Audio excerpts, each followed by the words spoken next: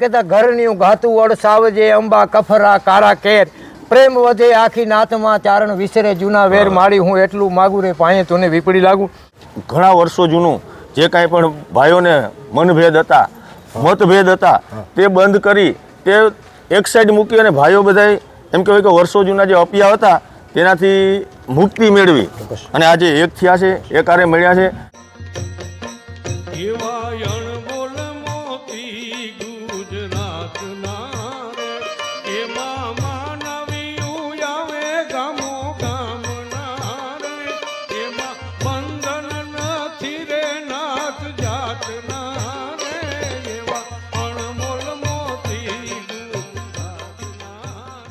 નમસ્કાર મિત્રો, અનમોલ મોતી ગુજરાતના અમારા કાર્યક્રમમાં હું અમીર ઓડેદરા આપ સૌનું સ્વાગત કરું છું.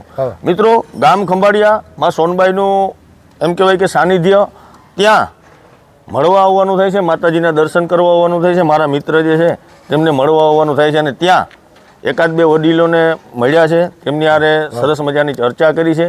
પરંતુ અહીંયા આવ્યા પછી એક અલગ જ દ્રશ્ય ઊભું થયું છે. ખરેખર માં સોનલનો 101મો જન્મ શતાબ્દી મહોત્સવ આખા ગુજરાત, સમગ્ર ગુજરાતભરમાં અને ગુજરાત બહાર પર જ્યાં જ્યાં માતાજીના બેસણા છે ત્યાં ઉજવાઈ રહ્યો છે.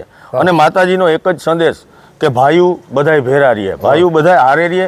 સાથે સાથે સમાજમાં શિક્ષણનો વ્યાપ ખૂબ વધે, દીકરા દીકરીઓ ખૂબ ભણે, એના માટે માતાજીએ ખૂબ કોશિશ કરી છે. અને આપણને એમ કહેવાય કે એમણે આદેશ પણ એવો જ કર્યો છે કે બધાય ખૂબ આગળ વધે ને ખૂબ હળી મળીને રહીએ. આજે એક સરસ મજાનો આયામ એવો દ્રશ્ય સર્જાણું છે કે જે ઘણા વર્ષો જૂનું જે કાંઈ પણ ભાઈઓને મનભેદ હતા, મતભેદ હતા, તે બંધ કરી તે એક સાઈડ મૂકી અને ભાઈઓ બધાય એમ કહેવાય કે વર્ષો જૂના જે અપિયા હતા તેનાથી મુક્તિ મેળવી અને આજે એક થયા છે, એકારે મળ્યા છે. અને એના વિશે થોડીક વાતો અહીંના વડીલો જે છે એમની પાસેથી જાણશું, સાંભળશું કે ખરેખર આ શું મામલો હતો અને કઈ રીતના આ મામલાનો અંત આવ્યો છે. વડીલ, સૌથી પહેલા તો અમારા કાર્યક્રમમાં તમારું સ્વાગત છે. જય માતાજી. અને તમારી ઓળખાણ જરાક આપજો. મારું નામ છે દેવાનંદભાઈ ગઢવી. જી. હું પણ સમાજનું એક નાનકડું અંગ છું. જી. અમારું અહીંયા જામ ખંભાળિયાનું જે સર્કલ છે જી, એ છેલ્લા 40 વર્ષથી અમે આ મંદિર બનાવ્યા પછી અમે માનો જન્મદિવસ દર વર્ષે અહીંયા ઉજવીએ છીએ. જી. અને સમાજના યુવાન પબુભાઈ, અમારે ભાઈ દેવુભાઈ, અમારે કરશનભાઈ, એવા યુવાનોને એવું વિચાર આવ્યું કે ભાઈ આપણે શું સમાજનું સારું કરી શકીએ. બિલકુલ. તો એમાં એને એવું વિચાર આવ્યું કે અમારા સમાજમાં એવા 17-18 કંકાસ હતા કે જે એકબીજાને મળી ન હગે, એનાથી થઈને અમારી બહેનો દીકરીઓને ભાણેજોને એકબીજાનું ખાઈ ન હગે. એના માટે થઈને યુવાનોને એવું વિચાર આવ્યો. પછી યુવાનોએ વડીલોની મિટિંગ બોલાવી અને વડીલોનો સાથ સહકાર માગ્યું કે તમે અમને સાથ સહકાર આપશો અને અમે મહેનત કરવા માટે તૈયાર છીએ. એટલે વડીલો બધા અમારે રાણાભાઈ, અમારે ભાઈ દેવાનંદભાઈ, રામદેવભાઈ, આ બધા વડીલો, વિરમભાઈ, આ બધા વડીલો, ધનાભાઈ, બધાએ એવું નક્કી કર્યું કે ભાઈ તમારે જ્યાં છોકરાઓ અમારી જરૂર પડે ત્યાં અમે ઉઘાડે પગે આવવાની તૈયાર છે. અમે બીજું કંઈ કામ કરી શકીએ એમ નથી, સમાજનું સારું થતું હોય. અને બીજું એનાથી આગળ આઈમાનું એવું સપનું હતું કે ચારણ એક ધારણ કેમ બને. બિલકુલ. ચારણ સમાજ સંગઠિત હશે અને આ તમને ખબર છે આપણું જે ભારત વર્ષના નિયમ છે કે સમાજમાં સંપ હોય, સમાજમાં એકતા હોય તો ઘણા બધા આપણે સારા કાર્યો કરી શકીએ અને ઘણા બધા કુરિવાજો હોય ને તિલાંજલિ આપણે આપી શકીએ. બિલકુલ.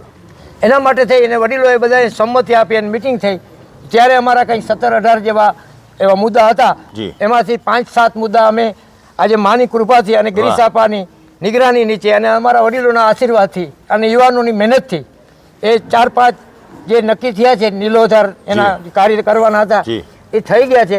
પણ અમારે આ સોનલમાં તો એમ કહેતા કે ચારણ છે એ કહેવાય માં એમ કહેતા ઘરનું ઘાતું વડ સાવજે અંબા કફરા કારા કેર પ્રેમ વધે આખી નાથમાં ચારણ વિસરે જૂના વેર માડી હું એટલું માગું રે પાયે તને વિપડી લાગુ.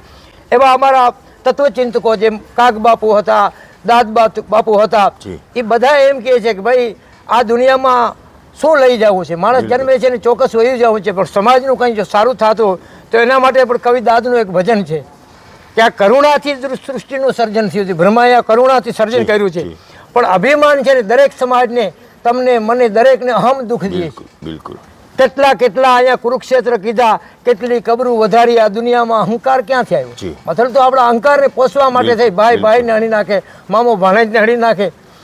એ કોઈ આપણો અહંકારને પોષવા માટે છે ને, એ અહંકારને તિલાંજલિ આપવાની છે. બીજું કવિ દાદ છેલ્લી લીટીમાં એમ કહે છે કે અહંકારને છોડીને તમે જીવો જગતમાં, જી. અહંકારને છોડીને જે જીવ્યા જગતમાં, એનો ફેરો જગતમાં ફાવ્યો. આ જગતમાં અહંકાર ક્યાંથી આવ્યો?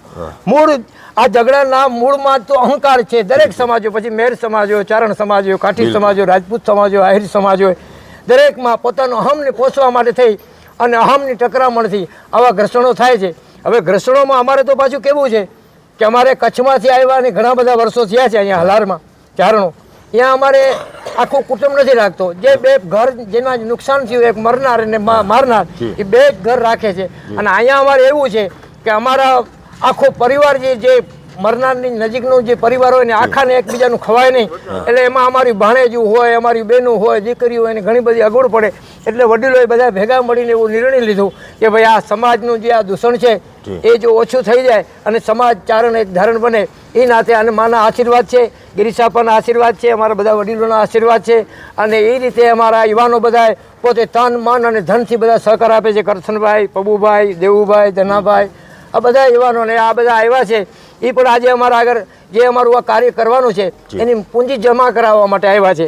તો જમે અમારા વડીલે સ્વીકારી લીધી, પાછી ગામને જ પાછી આપી દીધી. ગામનું કાર્ય તમારે જ કરવાનું છે, તમારે અમને સહકાર આપવાનું છે. બરોબર. રાણાભાઈ અમારા સમાજના પ્રમુખ છે અને અમારા સમાજનો બધો અમને યુવાનોને માર્ગદર્શન આપે છે. અમારા દેવાનંદભાઈ છે, રામદેવભાઈ છે, વિરમભાઈ છે, આ બધા અમારા આગેવાનો છે. અને એની નિગરાની નીચે અમારી 3-4 ટીમો છે.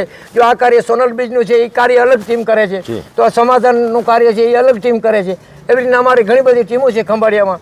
અને અમે સંગઠિત રહીએ છીએ. 1200-1300 ઘર છે અમારા ચારણ સમાજના.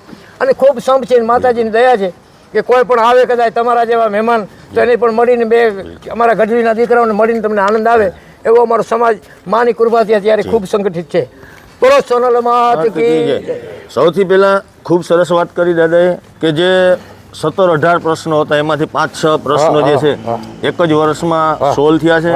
અને માં સોનબાઈ પાસે આપણે બધા એવી પ્રાર્થના કરશું કે પાછી સોનલ બીજ નિમિત્તે જ્યારે આપણે મળીએ ત્યારે આ બધાય પ્રશ્નો જે છે તે સોલ્વ થઈ જાય. ભાઈઓ બધા હારે રહીએ, સંપીને રહીએ. અને સાચી આ ઉત્સવનો જે ઉજવણી છે તે ત્યારે જ થશે કે જ્યારે આવા પ્રશ્નો કંઈક ને કંઈક આપણે સોલ્વ કરતા રહીશું.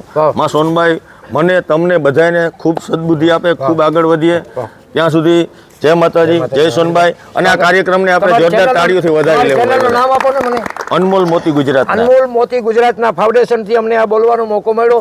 એ બધી તમારી ચેનલનો અમે આભાર માનીએ છીએ. તમારા બધા કર્મચારીઓનો પણ અમે આભાર માનીએ. ખાસ કરીને હમીરભાઈનો કઈ સરનેમ તમારી? વડોદરા સાહેબનું પણ અમે સન્માન કરીએ છીએ અમારા સમાજ વતી.